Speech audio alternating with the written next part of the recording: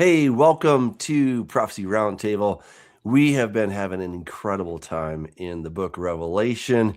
We got through, I think, mostly Revelation 17 last week. We're going to continue on into 18. And as always, there's so much to talk about. We're going back and forth because, well, that's just kind of the nature of the book. But we're going to dig deep and we're going to try to analyze this question of Babylon, Jerusalem, who's getting destroyed, what's going on, different perspectives. And as always, we welcome your questions, your comments, and your thoughts, and we'll do our best to get to them. So, shall we just dive right in, Scott? What do you say? Sure. I didn't realize we even got close to being finished with chapter 17 Well, last it's year. okay. We can go back, and Okay. that's all part of the fun. So, let me just take us back there. So, let's see here. If I can get my computer to work. All right, there we Maybe go. All right, so where did we get? We got to we I, got to like I forgot. 7 kings, 5 have fallen. I thought we got through like 11. So maybe we got Pretty through like sure we got 11. around there. So All right. So as for the beast who was and is not, it is an eighth, but also belongs to the 7, and it goes to destruction. All right. So I see this as Nimrod, who was a long time ago, and then various kings and or kingdoms came right behind him. So I would say Nimrod started the but the old Babylonian kingdom, followed by the Assyrian, aka Akkadian kingdom. Then came the Neo-Babylonian kingdom, then the Medo-Persian kingdom, then Greece, right? So that's 5 have fallen. And it says one is, that would be Rome. And whoever came after them, I don't know, maybe the Ottoman Empire, perhaps. I'm not quite sure on that one. And then we're coming up now to full circle, coming back to Nimrod, the beast that was, is not, and will ascend. That's how I see that. What's your perspective? mm, well, obviously, I believe Rome was the one in effect at that time, Mm-hmm. and so I don't believe Rome falls until the end. So I kind of 7 kings, one has fallen, one is. That's Rome. Yeah. I mean, one That's way to look number at it six. is So you have the seventh is sort of the yeah, last one, but I think it's the culmination of the beast, where the beast is let out of the abyss. Your understanding is that sort of like I don't want to say a reincarnation of Nimrod, but however it might happen. yeah, So the sixth was Rome, so we're really only waiting for the seventh, and which is also so the beast which was and is not is himself also an eighth and is one of the 7. So it's this is one that I would not be too dogmatic on. No, I hear you, and I hear you. I mean, one way to look at Rome, because Rome did split in two, right?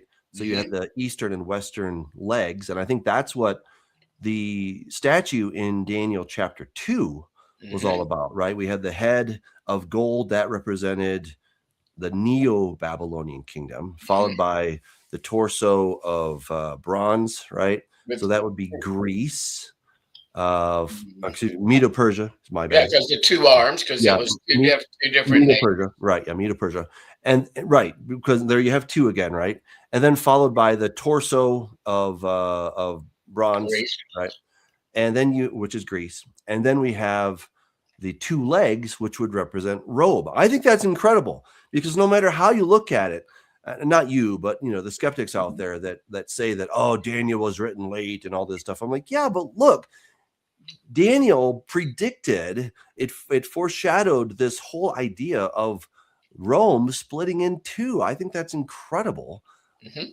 and it very clearly did. Right? It's very, very clearly. You had Rome in the west, and you had Byzantine in the east, surviving until what 1200, roughly 1300, somewhere in there. And then it was just swallowed up ultimately by Islam. And so again, Right. Rome has not went away. Rome split into east and west. Right. Rome is still split into East and West. You've got Yeah. West Roman Christianity, and you've got Yep. the lands that used to make up ancient Rome, Yep. Egypt, the Levant, Turkey, etc., that are all Islam. So you still have the East and the West. They're still True. there. Yeah, I'm agreeing with you. You could argue though that the seventh could be the Ottoman Empire. I think that's at least a possibility. It's a candidate. I think the seventh is the final one. Well, maybe. So, but then this king. So maybe you're right. But the king he belongs to this group called the Seven, and then he becomes the eighth numerically of this group called the Seven. So it's kind of like having the G20, and then let's say somebody gets booted out and then they get back in or something like that. I mean, different ways to look at this, but it certainly makes you think, doesn't it?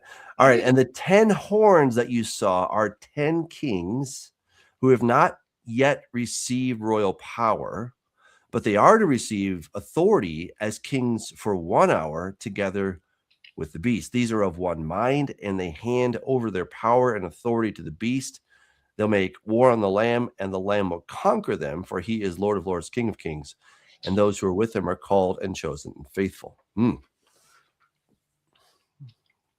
Yep.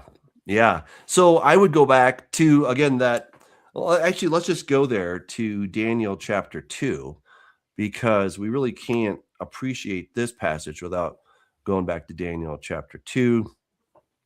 So Daniel has this dream, of course. I think most of us understand this. I mean, we were familiar with it anyway. You saw, O king, and behold, a great image. This image, mighty and exceeding brightness, stood before you, and its appearance was frightening. The head of this image was of fine gold, its chest and arms silver, middle and thighs of bronze, its legs of iron, its feet partly of iron and partly of clay.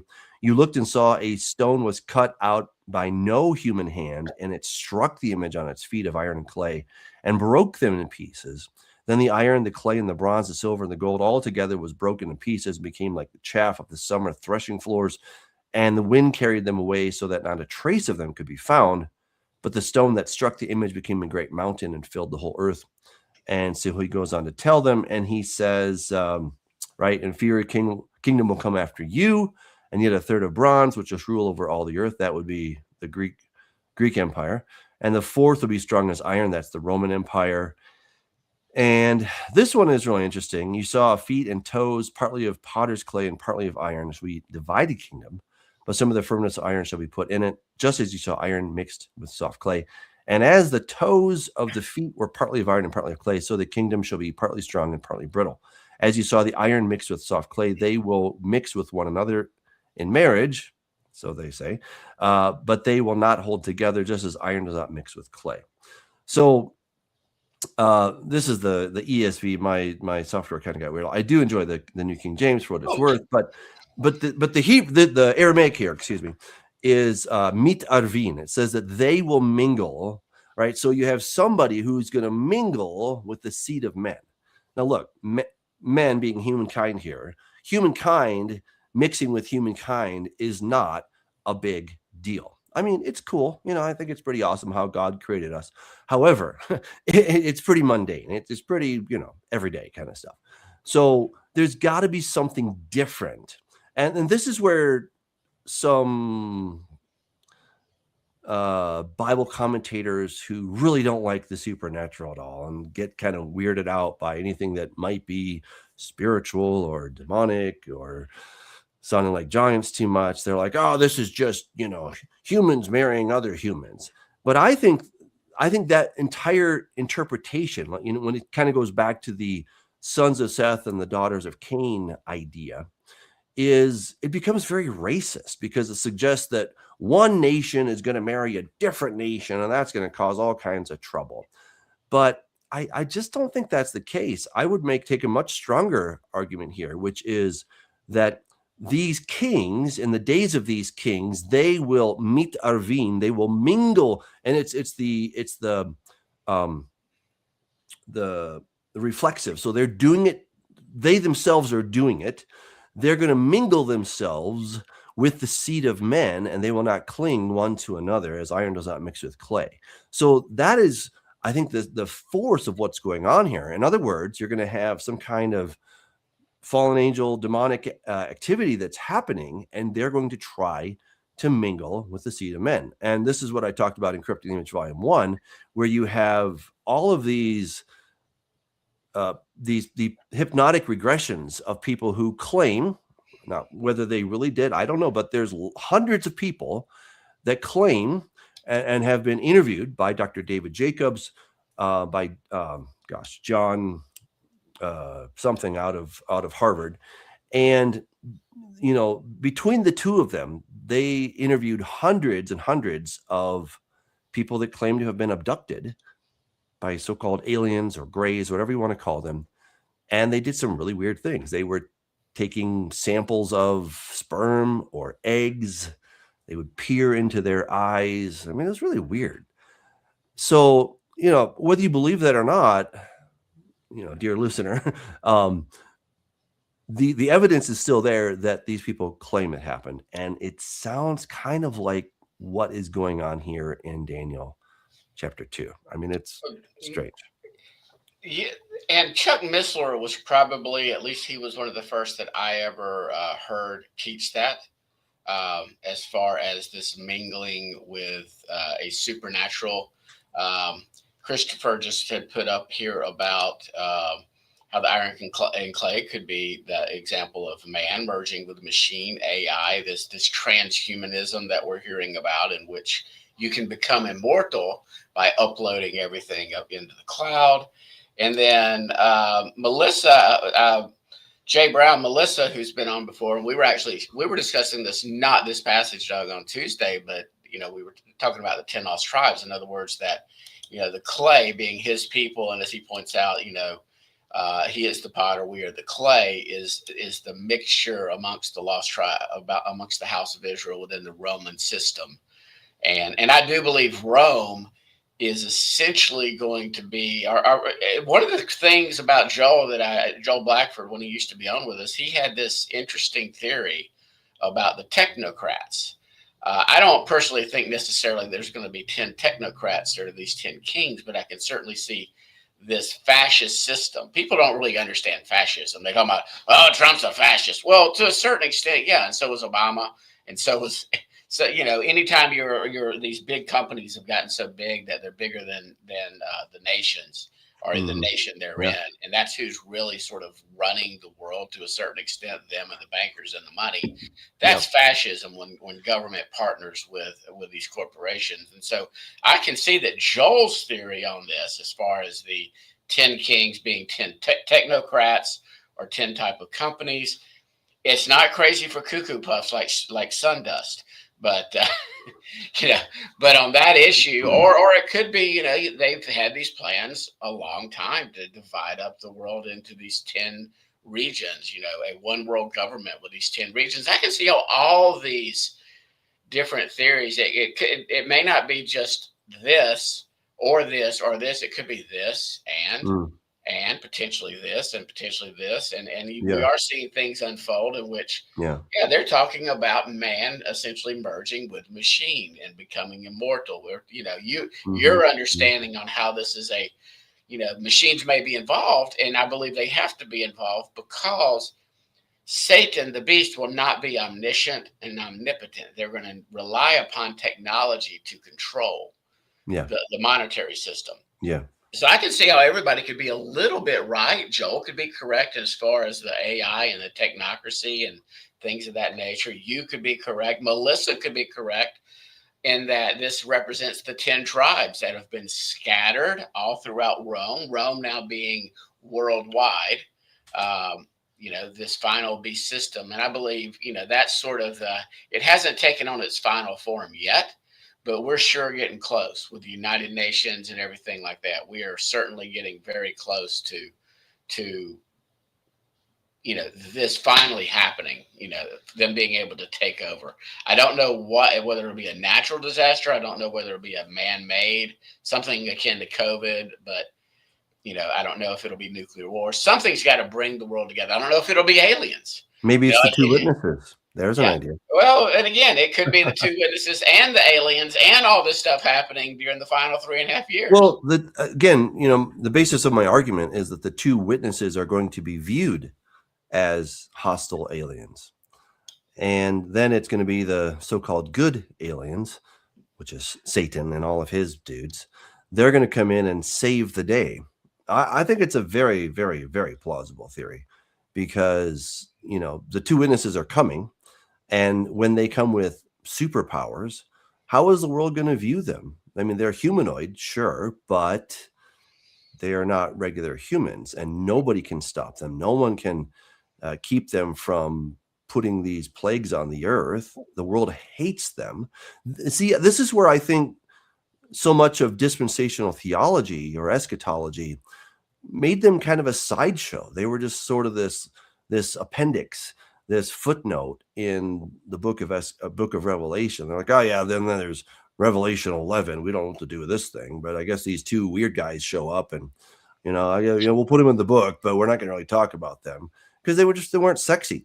But I think they're the catalyst, and I think they're going to bring the world together. Ronald Reagan said, he often imagined what would how we would all come together and forget our differences if we were fighting against some galactic enemy. Yes, I think he's completely right. And I think this is where Satan has been quietly setting the stage. He doesn't know when God will raise the curtain, but he can have all the props on the stage so that when it does happen, he's ready to go. He has a very, very good explanation. Oh, those two witness guys, yeah, they're really powerful and they work for a really powerful dude. He's not all powerful, and yeah, he had something to do with the creation of mankind. But hey, I've been around a long time too, and I've been fighting for your rights. I've been trying to free you guys. All he wants to do is enslave you. I mean, talk about a cover story. It's really Yeah, amazing. we don't disagree on that except the timing. Yeah, sure. I mean, again, I'm seeing what you're saying, that could Yeah. be the explanation for the two witnesses. That could be the explanation for all of a sudden when the Spirit, I believe that when the Spirit is poured out during the Great Tribulation, Mm-hmm. much like it was during the early ecclesia, when Peter when handkerchiefs were healing people, and so Mm-hmm. you're going to have this supernatural battle going on in which Yeah. people will literally be empowered, much like Paul was, or Peter was, or the early apostles, and like Yeshua was. You might have people getting killed and then being resurrected. You could have people that are sick. You could see the blind. The supernatural through Yeshua, through faith in Yah. Showing these healings and things like this. In other words, I believe it's going to be a picture. It's going to be a pick your side. It's just during this time period, I believe one side's going to be you need to repent of your sexual immorality. No, little boys cannot be little girls. You're a pervert.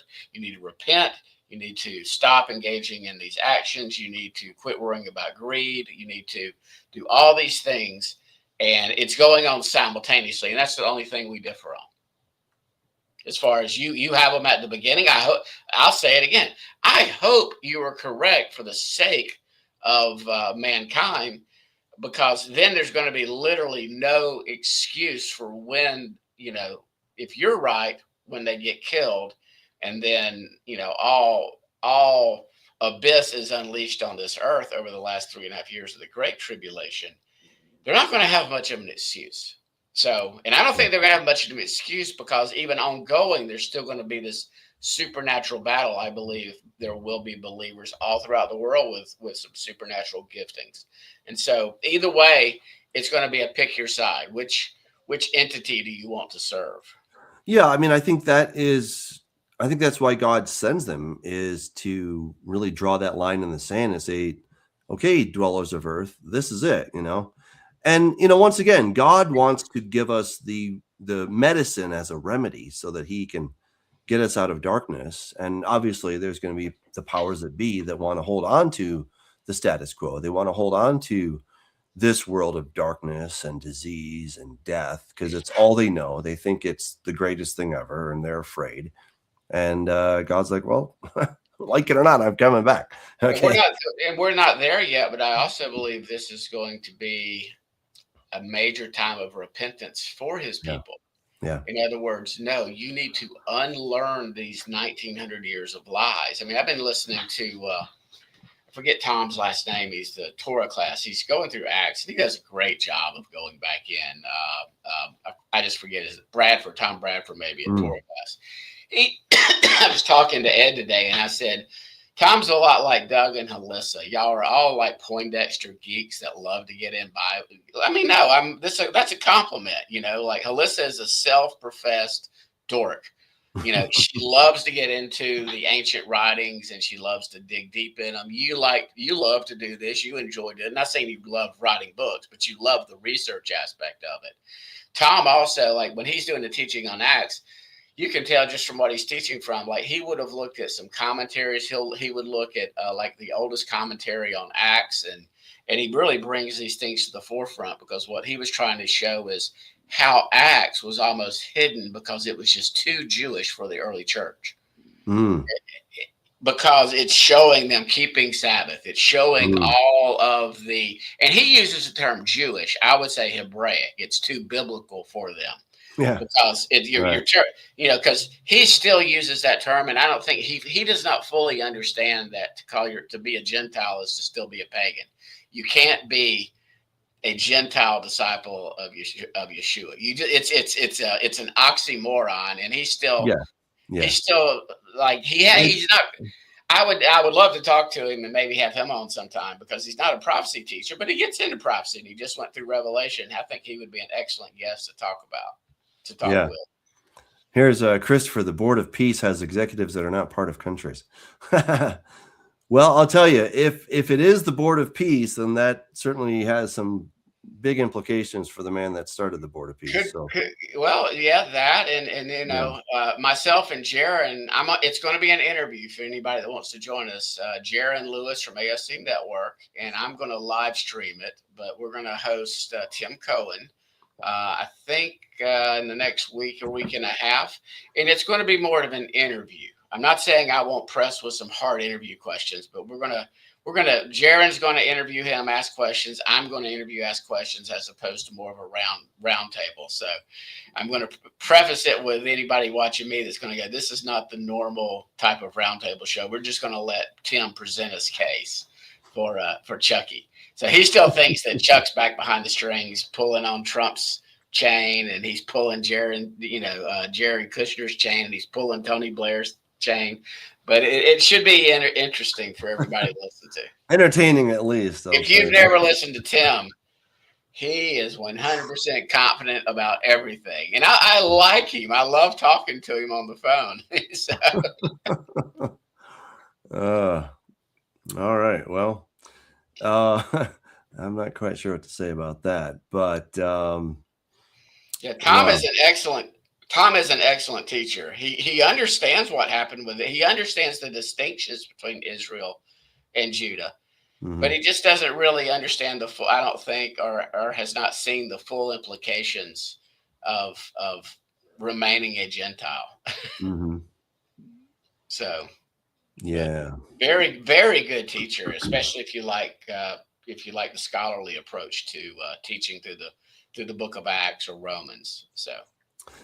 All right. So let's see here. So ultimately we're not quite sure we don't know who these kings are. I think that they could be demonic in nature, but they could certainly have a human face to them. Beyond that, I think we're all speculating. And even that is speculation. So an angel said to me, the waters that you saw. Wait a minute, you missed a good verse there. They will make war on the Lamb. Okay. And the Lamb will conquer them. So there's nothing to worry about in the long run, for he is the Lord of Lords and King of Kings. And those with him are called and chosen and faithful. So yeah. And that's it's a very important verse, because this really shows us. We see this in chapter 16, that the whole world is coming to make war against the Lamb. We see it in Revelation 19. They're coming to make war against the Lamb. We see it here in this chapter. They're coming to make war against the Lamb. What does that tell us? That the world knows what they're getting into. The world is delusional because they think that they can actually beat Jesus. The way that they have done that, in my humble opinion, is that they have convinced themselves, or Satan has, that, yes, Jesus, God of the Bible, real, very, very real. But they're advanced beings. They're aliens. They have evolved. You've evolved. You've now become a god. You too can become like them. You can become as powerful as them. Just let me help you. I'm going to help you with this thing called my mark. And then you can be a god. And when we unite, we can fight them and defeat them and maintain our way of life. I think that is the strong delusion. And what could be more delusional than thinking that the whole world can come against the King of Kings and the Lord of Lords? I mean, it's delusional. I mean, that's the whole point there. So, yeah, we see many places where they're coming and they know what they're doing. Well, I like this. And the angel said to me, the waters that you saw where the prostitute, so we're seeing a distinction here, where the prostitute, the harlot, is seated, are peoples and multitudes and nations and languages. So the way I understand that, the harlot, the prostitute, is obviously different than the beast. It's this, and that's where Doug and I differ a little bit. I see the prostitute, harlotry, all throughout Scripture as only applying to His people. Because I disagree. So I know you do, oh and I know you do. But this is talking about Babylon, bro. This and is the talking 10 about Babylon. horns you saw, they and the beast will hate this prostitute. Why would the beast hate actual satanic mystery Babylon? Why in the world would that ever possibly happen? What he's going to hate is Christianity and all of its flavors. He's going to hate it because they have the testimony of Yeshua. He's going to hate Judaism because, again, they have partial truth. Why is he hating on his own religion, Doug? That's a question I would love to hear you answer. Fair enough. You know, well, I'm all ears right now. Yeah, He's going to hate his own religion. Well, I mean, you're a fisherman, so obviously you know a whole lot more about it than I do. But I know enough that you have to put a worm on a hook, or you have to put some kind of a lure in the water to get the fish. Once you have the fish on the hook, you don't need the lure anymore. And that is essentially what Mystery Babylon, going all the way back to Babylon. Remember, Nimrod is the one who started Babylon. It was the gate of the gods. But how do you get mankind seriously interested in this? How do you get mankind to say, yes, we will give you all of our birthright and we will give you everything? Well, you somehow hook them. You give them what they want. You tempt them with something. And the woman that rides the beast is the lure. She is the shiny object that mankind says, ooh, we got to have that thing. But once you have mankind on the hook, you don't need the lure anymore. Then you can take off the mask and say, hello, this is who I really am. And that system becomes redundant. It becomes something that we don't need it anymore because mankind has already signed on. Mankind has already signed our covenant of death. There's no getting out of this. So we don't put on we don't have to do Disneyland anymore. You know, we don't have to do make believe anymore. What is now Disney? So you believe there's going to be a final end times religion, and then so a Catholics unite and Muslims. No. I wouldn't say that. I wouldn't say that. I'm just who's the harlot then? Well, again, I think the harlot is alive and well right now. Who is she then? Her mission? No. Who is she? What is she? Well, I would say it's more like a world system, that this is all the glitter and gold and things that are shiny that get us to turn away from God. It's the white paint on the sepulcher. It's it's a white paint on a tomb, right? It looks nice on the outside, but it's dead on the inside. And once you've become chained to that tomb, you don't care about the color of the paint anymore. So the woman that rides the beast is the facade. She's the lure. She is all the, whether it is emotional temptation or it is financial temptation or whatever temptation you want to imagine, that's what the woman represents. And that goes all the way back to the founding of Babylon. And once, like I said, once humanity signs on the dotted line, then she's no longer needed. Then you can take off the pretty mask and say, okay, here I am, Satan, and I'm a bad dude, and I don't care about you. But now you're Well, stuck. I'm in agreement with you that there's a trick here.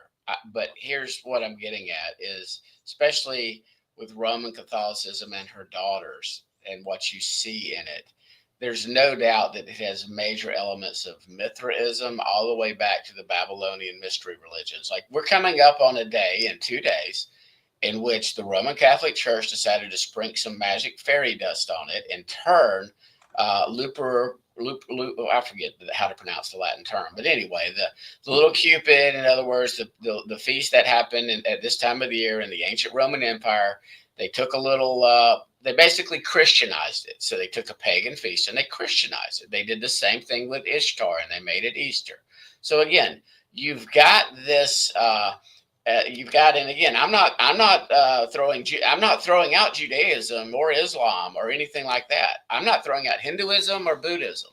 Mhm. So it would be all these false religions would be part of this prostitute. But my point is, the only, like Ezekiel 23, Ezekiel 16, and the prophets, the only time that I see, really being called a harlot is when it's talking about his people, not because the pagans have always just been pagans.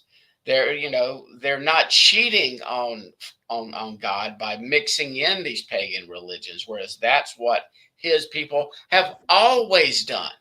They've always done it. There's nothing new under the sun. It's rinse, wash, repeat for both the house of Israel and the house of Judah. And so I see this, again, this beast is going to trick people with a religion, I believe, that a false Messiah type, in which it's going to be so deceptive that even the elect can be deceived if possible. So that's going to be a lot of the Jews and a lot of Christianity, especially those that believe we're,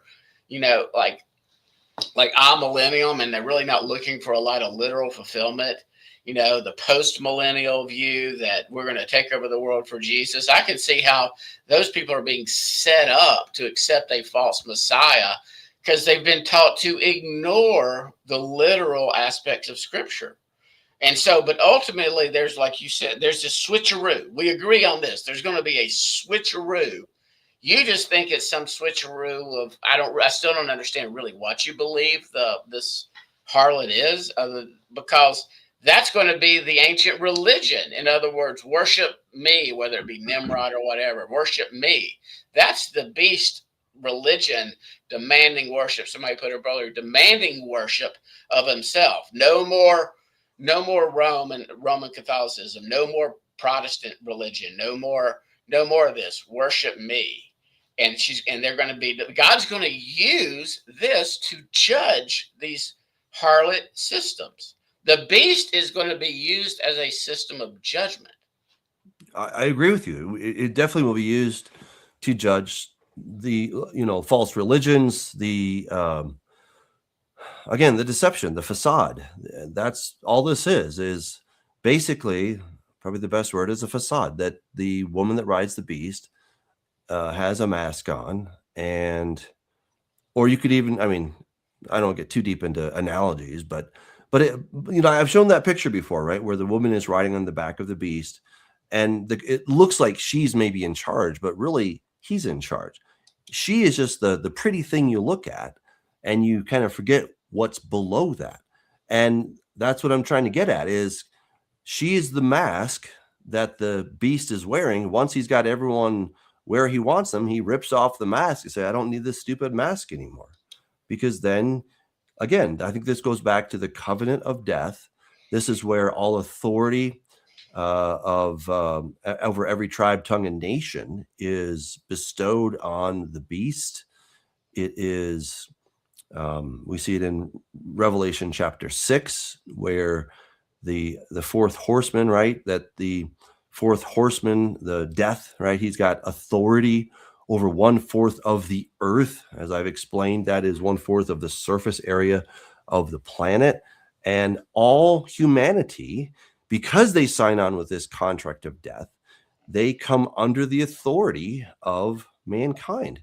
And once you have everybody signed up, then you don't need to put on a show anymore, right? Everyone is already committed. There's no getting out of it. And so that's why she's no longer needed. I mean, Well, and I put this up here by, and I've not noticed Ann Behola posting anything, but I would 100% agree. And there's no doubt that this final beast will also be pagan. It will be of the nations. It will have zero to do with the Israel of God. And I ain't talking about the modern nation state where gay parade parades are running down the streets in Tel Aviv.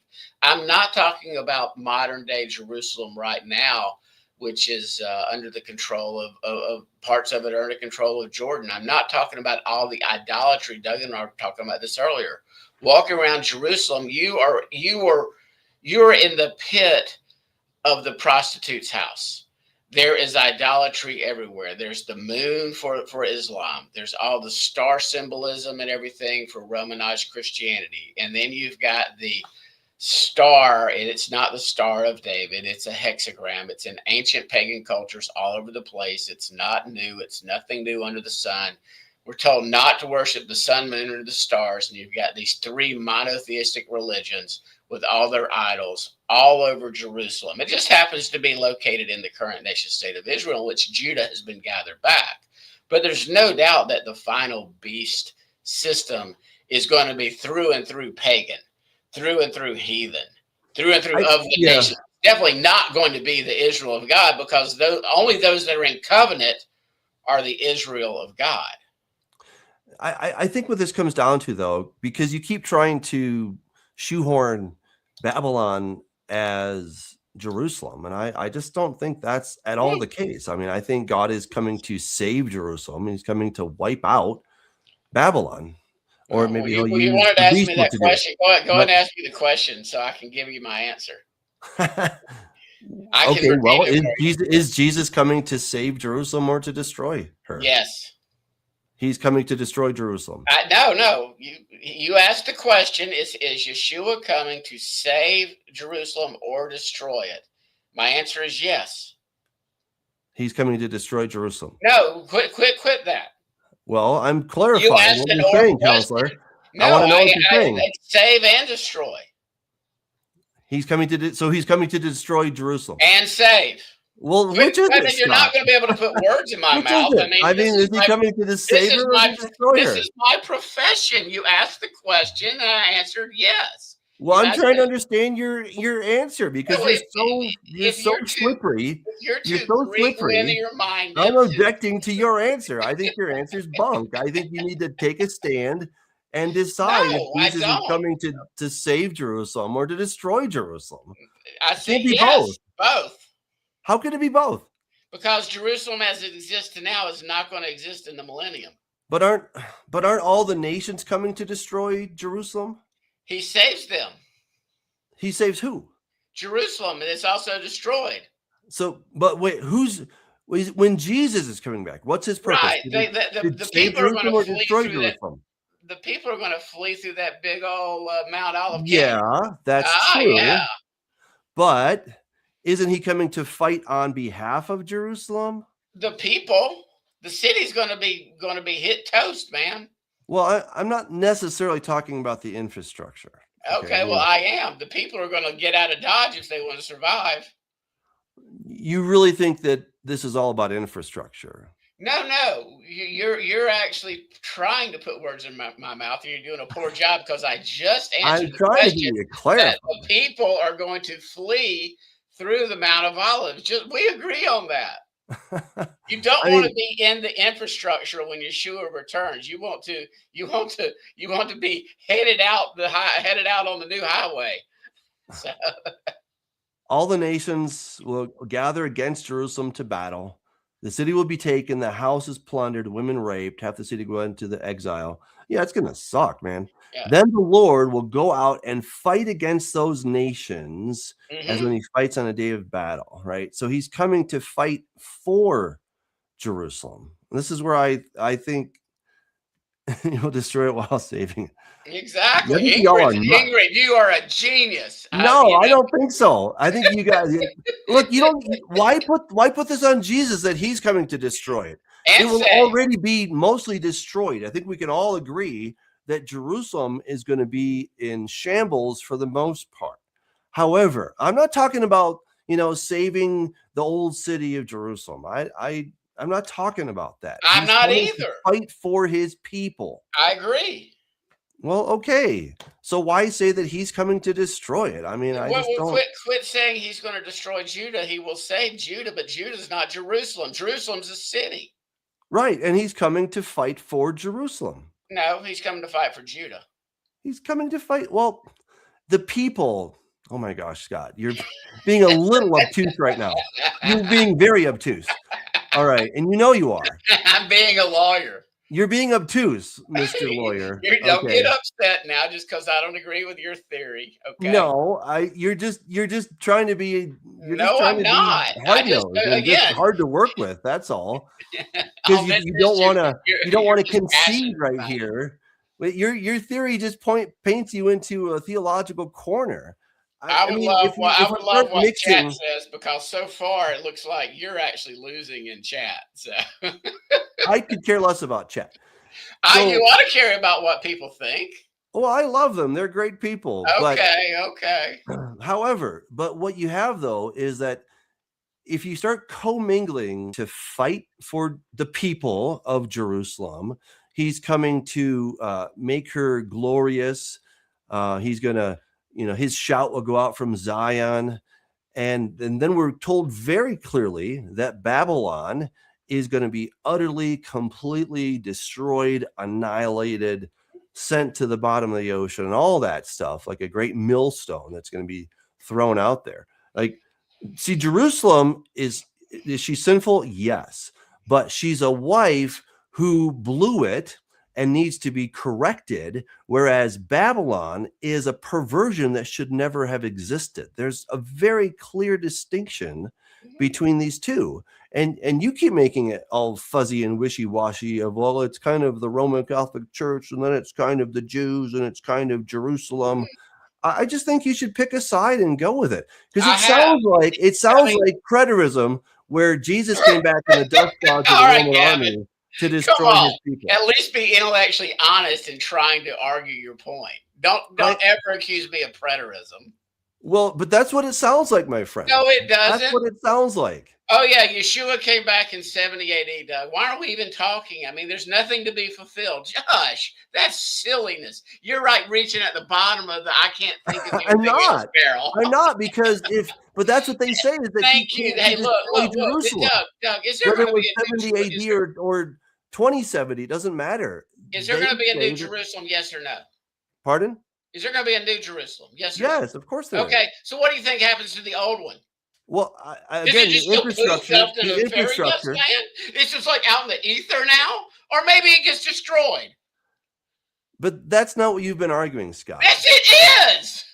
Gosh, you're like so passionate about this that it can't be Jerusalem that you're not even thinking. You're not. No, but it's not just. Look, what happens to Jerusalem, we know it's going to suffer a lot of infrastructure loss. Clearly, there's no question about that. It's the intent of who is he. We agree on Judah. Judah is a people, not a city. Right. Agreed. But when you start using the language that's talking about Babylon, where he says he's going to utterly destroy Babylon, you don't even think that Babylon's going to be a real city. So what the heck is going to be destroyed? No, it's not. What is going to be destroyed? City. Nobody does except you and maybe one other person that I know of. Well, so what? But okay, so now you can be in the minority. I've been in the minority on many things, but look, whether Babylon is rebuilt or not, I'm not staking out my whole claim on that. I tend to think it's going to be, but even if I'm totally wrong about that, and it's just a system, God still wants to utterly, completely, irreversibly destroy it so that it's gone. That's what he has promised to do. And we see that so many places. That's why I just think when you start saying that the great city is Jerusalem, I think you run into all kinds of theological problems. Well, I would differ. I don't see Babylon killing many of the prophets. Yeshua definitely wasn't crucified in Babylon. But where does it say he was crucified in Babylon? Again, if you read Revelation, you start talking about the city where the prophets were Yeah, killed. the great city that's like Sodom and like Gomorrah. We have clear What happened to those instances. cities? We What have happened clear to them? instances of where Sodom and Gomorrah are likened to Jerusalem, but it's never likened to Babylon. That's the difference. Well, we're just going to have to agree to disagree. Let's move on. All right. And All guess right, what? moving on. It's not going to matter if you're right or wrong, or it's not going to matter for me either. Well, I mean, that's true, but the whole point, that the whole reason we are here talking about this I is, know you we know, differ. we're in, I mean, certainly, God told us to study the Bible. He told us to show ourselves approved. He told us there's a blessing in studying Revelation. That's why we're here in the first place. I mean, we could just say it all pans out for sure. I mean, Jeremy points out that there's certain passages it'll be better for Sodom in that day, and I think that's for Capernaum, maybe not necessarily Jerusalem. So anyway, let's go to 18. all right. After this, I saw another angel coming down from heaven, having great authority, and the earth was made bright with his glory. And he called out with a mighty voice, "Fallen, fallen is Babylon the Great. She's become a dwelling place for demons, a haunt for every unclean spirit, a haunt for every unclean bird, a haunt for every unclean and detestable beast. For all nations have drunk the wine of the passion of her sexual morality, and the kings of the earth have committed immorality with her, and the merchants of the earth have grown rich from the power of her luxurious living." Then I heard another voice from heaven saying, "Come out of her, my people, lest you take part in her sins, lest you share in her plagues." And sorry, and then where did I just lost my spots here? Come out of her, my people, lest you take part in her plagues. And her sin has heaped high as heaven, and God has remembered her iniquities. Pay her back as she herself has paid others back, and repay her double for her deeds. Ooh, where do we see that? Where do we see that about this double repayment? Who's going to drink the cup of her sister? Let me think real quick. Ezekiel 16. Can we go there now, please?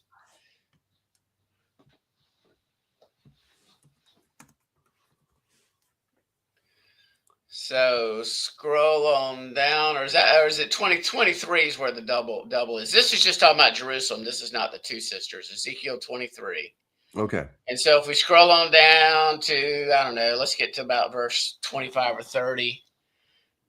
Let's see. Yeah, keep going down to 32.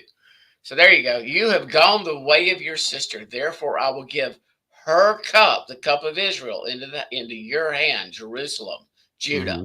Thus says Yah, you shall drink your sister's cup that is deep and large. You shall be laughed at and held in derision, for it contains much. You'll be filled with drunkenness and sorrow, a cup of horror and desolation, the cup of your sister. You shall drink it and drain it out. So they're going to drink two cups. Right. Double. Okay, but in Isaiah, God says that you've paid double, right? So he already says that you already paid. So They haven't paid yet. They haven't paid? No, they have not paid yet. No, just like the house of Israel has not fully paid yet. No.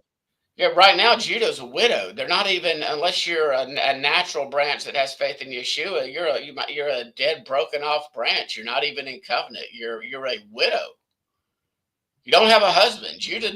Unbelieving Judah has no husband right now, just like divorced Israel had no husband in covenant with Yah. So again, you get this widow language. You've got double cup drinking. I don't see that applying to anywhere for ancient Babylon or Nimrod. It's applying to his people. And come out of her, come out of her, my people is not talking about just the commercial system. It's talking about everything. It's talking about the religion, the politics. We were talking about politics today. You got falsely accused saying you can't even be a Christian if you're not if you're not a Republican.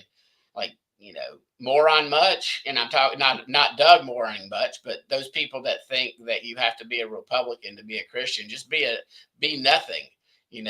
Avoid the leaven of Herod. Right. So Isaiah 40, verse 2, starting 1, comfort my people, says your God. Speak tenderly to Jerusalem and cry to her, for her warfare is ended, her iniquity is pardoned. She has received from the Lord's hand double for all her sins. That's yet to be fulfilled. That's yet to be fulfilled. Yes. I see. Keep reading. Well, so if she's Whoa, no, verse 5, and the glory of Yah shall be revealed. All flesh shall see it together. Now, who's the preterist now? Seriously, you're not saying that was fulfilled. It has not been fulfilled. There's no way you can make that argument and read the rest of that chapter with a straight face. right. So you're saying that because Babylon in Revelation 18 is going to get, she's going to get paid back, right? It's fallen. You're saying that applies now to Jerusalem. Well, again, Jerusalem did fall. It's fallen like twice already. I know it fell in 586. It fell again in 70-ish AD. It's going to fall. It's going to fall again. We know it's going to fall again. Now, Yeshua is going to save it at the very end. Yeah. That's what didn't happen in 70 AD, Doug. So let's go back to the text here then, because it says it's going to become a dwelling place for demons, every haunt, every unclean bird, detestable beast. This is true for Jerusalem, that it's going to be a place for the demons? It's getting replaced by New Jerusalem, Doug. You actually believe this. I used to think you were cuckoo for Cocoa Puffs for thinking that New Jerusalem came down at the beginning of the next stage. Old Jerusalem is ceasing to exist. It's getting squished. It's getting squished like a bug. So again, that's where obviously the New Jerusalem, the Jerusalem from above, who is our mother, Paul uses this and talks about the current Jerusalem being like the allegory using it as a slave. So again, I don't know why it is that you don't think that these false religions that are in Jerusalem cannot represent the harlot. Okay, because that's what they are. They're false religions, and the world's eyes are on Jerusalem. That's the hook in the jaw. That is why all the nations are paying attention to this little piece of land, and Yah is using Judah and the hatred right now that's only increasing towards this nation state and toward Jews in general. We're seeing, you talk about bait, we're seeing the bait being set by Yah. I mean, this is the trap, but it's for repentance, it's for judgment, and it's ultimately at the very end for salvation. So how is Jerusalem going to be thrown into the sea like a millstone? Jerusalem's not going to be there. So what is being thrown into the sea then? What's the great city? All this stuff. Like, is this all allegory? You think he's going to pick up Babylon literally and toss it in the sea like I would a rock? Seriously, Doug. Well, I mean, maybe. I mean, I think it's possible. So Jesus is going to pick up a city and go, okay, I'm throwing you over there in the sea. Come on, man. There's a lot of symbolism, right? Here. She's going to be burned in a day, right? I think Jerusalem's not going to. All Jerusalem's not going to survive. Well, who's a widow right now? We're agreeing, but it's the reason for the destruction. I would suggest that the beast and Satan, they bring lots of destruction upon Jerusalem. No doubt about it. But this is very personal. God is still ticked off. He's very ticked off at Jerusalem. Not Jerusalem, but Babylon. Jeez, he's infecting me here. But I just don't see how this fits. You have all these things. You have so let's see here. All this stuff, gold, silver, jewels, pearls, fine linen. Yeah, and then you got the human souls. Is there trafficking that's going on, or you're suggesting? Oh gosh, yes. Do you not read the Epstein files? Well, that's in America. We don't need to go any further. No, it's not. It's worldwide, and it's got a lot. I know. But again, to be specific here, we know I'm not stupid. I know that there's human trafficking happening, and it's disgusting. Okay. However, I mean, you're trying to pin all this on Jerusalem, and that's where I'm pushing back. Again, it's what it represents. It's what it symbolizes. It's the false religions and the blended religions of Judaism, Islam, and Christianity. There's nowhere else in the whole entire world in which, like the Vatican, it's all Christian. Mecca, Medina, Mecca, it's all Muslim. Jerusalem's got all of them in. It's like a big old hodgepodge porridge of Babylonian religion all mixed into one city. But again, what you're ignoring is, you're ignoring where Jerusalem is called a harlot. You're ignoring where Jerusalem is like, I won't sit as a widow. They are widowed right now. Judah as a corporate house is widowed. They are. I mean, I'm not being mean. They are.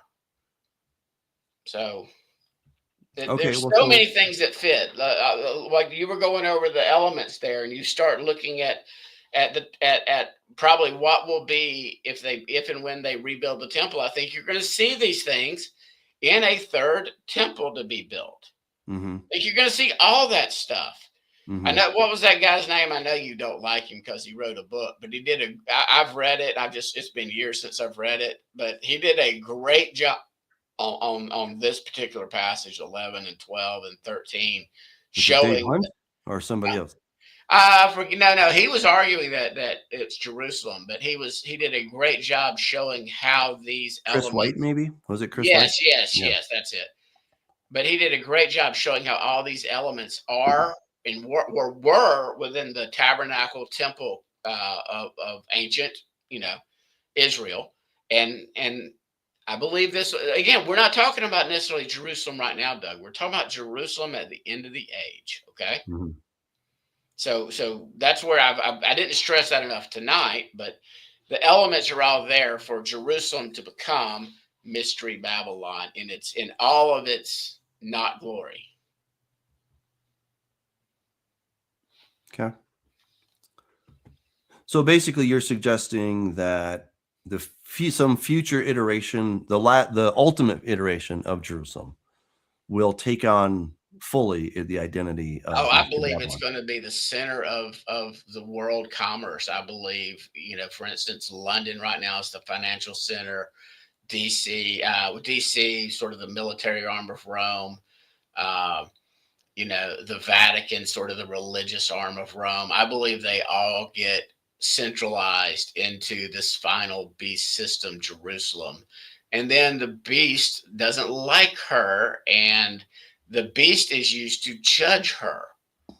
And she's going to be centered out of, I believe, Jerusalem. Not New York City meets a lot of these little elements. The Vatican meets a lot of these elements. The city of London. What's interesting, not about New York City, but about DC, you have all three of those those cities that are all little sovereign nation states almost. If you start to study Washington, D.C., I mean, it's sort of its own little country, sort of not its own little country, but like the city of London within London, it's its own little sovereign thing. Just like Vatican, it's not part of Italy, it's its own sovereign thing. So you have these three, of religion, military, and finance in the Vatican city, the city of London, not London, Greater London, and Washington D.C. It's just, I don't think it's coincidence that there's three of them like that.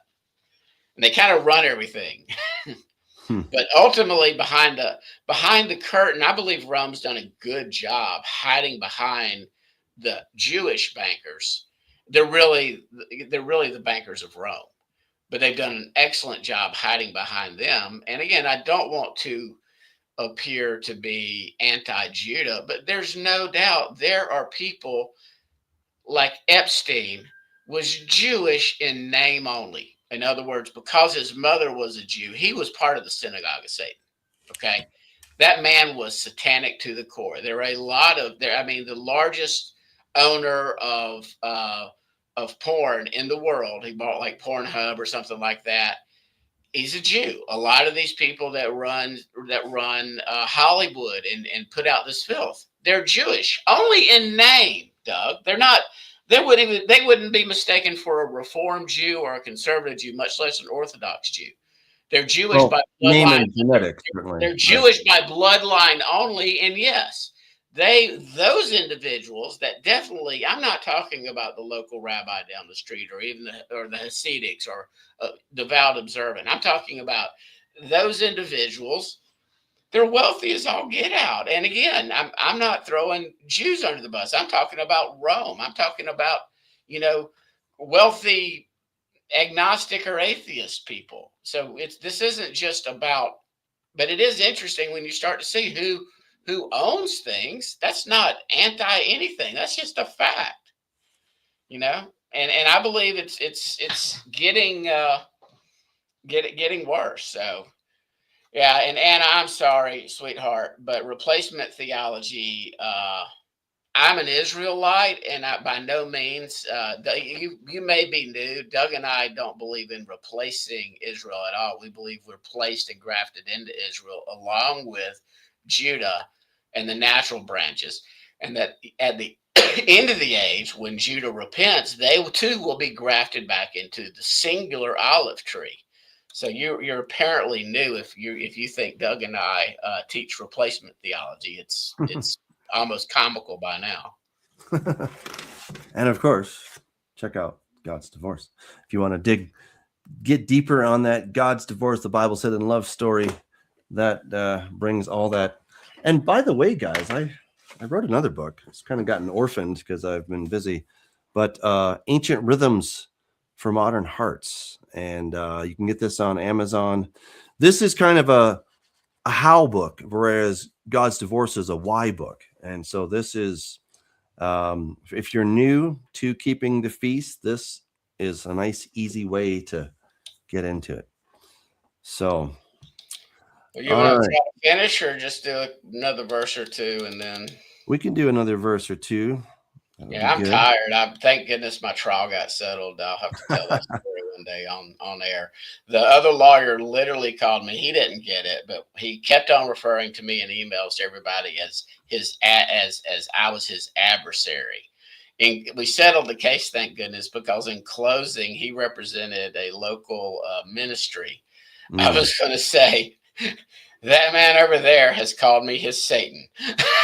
And then get a shocked look and then explain that that's what adversary means. That has been my Satan, but we got it settled, thank goodness. So, well, you know, I have to say this. I think it's interesting that wrestling with your theory, what you're suggesting is Babylon is not really Jerusalem, but the end times Jerusalem will be so taken over and infected that they become almost a zombie. And so he's not mad at Jerusalem. He is wrathful at Babylon, the system. It's the whole system. It's everything. In other words, right now, Babylon is worldwide right now. She's got some major tentacles and power structure in Jerusalem and Mecca, in London, in Paris, in Moscow, I mean, everywhere. So again, I don't look at this as just particular. I just believe at the end it all congeals together. I mean, people can make a strong case for New York City right now, as far as some of those. It's a port city. Anger's like Scott is hot Satan, but yeah, I was literally referred to my adversary. So, and it's pretty funny. What are you, Scott? Are you the Church of God? I had a jury trial this week, and that's what the other lawyer asked me during voir dire, if I was Church of God. I'm like, where did you get that idea from? So, yeah. Go ahead and read. I mean, well, I think, there's passages. I kind of understand your logic, but I can't really get on board with it because you don't have to. I keep seeing all these other passages. The Spirit of the Lord is upon me to bring good news, to grant those who mourn in Zion, to give them beauty and for ashes, etc. And then he goes on. I mean, this is such a beautiful passage here, but of course, in the next chapter, he says, "For Zion's sake, I will not keep silent. For Jerusalem's sake, I will not be quiet until her righteousness goes forth as brightness and her salvation New Jerusalem, as a burning torch." Right? New Jerusalem. Well, we agree. We're not talking about the Jerusalem. Yeah, I know, but it's the commingling of the term that I think it's really fuzzy. You shall no more be termed forsaken, and no more termed desolate, but you should be called my delight is in her, right? Beulah, and etc. So, certainly the New Jerusalem is in view. We're agreeing on that. It's just I think that the current modern day Jerusalem, the ancient Jerusalem that has been around for 3,000-ish years or more, is also in view. And I just can't say that has ever been called Babylon, but I see what you're saying. So we'll have to all just wait and see in the end. It's not going to matter. And again, Yeah. that's what I like. Doug and I have gotten to be friends enough now that we can actually passionately argue. And Doug knew I was not like, I've had people go, man, you're yelling or you're mad. I'm like, no, I'm not. This is not mad. This is just me making a passionate argument for something, and just because just because my tone is a little more animated does not mean that I'm the least bit mad, or upset or anything. Sometimes it's okay. So my friend like Doug, he's just wrong, and it's all right. Yeah. Well, we all have our moments. Well, he can think I'm wrong, and I don't care. And you know You're what? right. On this issue, it really doesn't matter whether or not it's Jerusalem. It doesn't matter if it's literally a rebuilt city, as Doug's main theory is. It doesn't matter if it's New York City. It doesn't matter if it's a worldwide system. It's going to come down, and the beast is going to be used to judge it, and then Yah is going to judge the beast, and then Yeshua is going to reign, where we were back in Daniel 2 earlier, or in Daniel 7. In other words, those kingdoms of the world are going to become the kingdom of Yeshua. Yeah. He is destroying everything, as Halissa likes to say. He's not rebuilding on the political system, the religious system, the financial system, the entertainment system. He's not rebuilding on the athletics or any of these things that we get from Greece and Rome. It's all coming down. It's all being destroyed. Yeah. We can all get on board on that. I mean, for sure. And all infrastructure, because it says in Isaiah 2, every great tower is going to fall. All the skyscrapers are probably coming down. Oh yeah. So goodbye Burj Khalifa, and there's no real skyscrapers in Jerusalem, but there's some, tall-ish buildings, kind of. Tel Aviv has them, though. Right. Yeah, Tel Aviv has them for sure. But so exactly what constitutes a tower is an interesting question. But anyway, well, we will continue next week. There's so much more to dig into. Thank you guys for joining us, and it's fun as always. Till next time, God bless you guys. Stay in the Word.